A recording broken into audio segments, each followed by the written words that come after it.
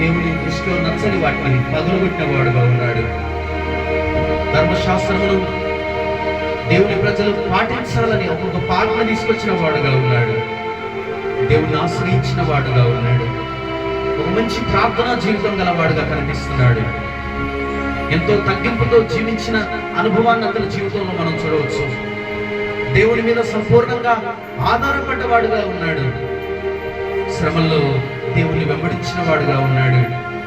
పూర్ణ హృదయంతో దేవుని ఆరాధించిన వాడుగా ఉన్నాడు. కానీ ఆరంభం బాగుంది, చివరిలో తన దేవుడి మీద ఆధారపడలేకపోయాడు.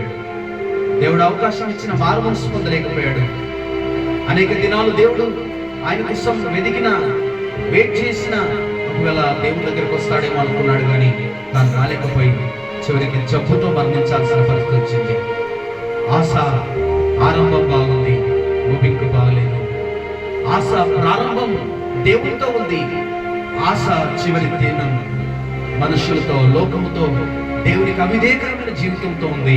ఒకవేళ అలా ఉంటే ఇదే చక్కని అవకాశం. సంగమా, దేవుని బిడ్డలారా, ప్రజలారా, మారు మనసు పొందుదాం, పశ్చాత్తాపడదాం, తిరిగి దేవునికి దగ్గరకు వద్దాం.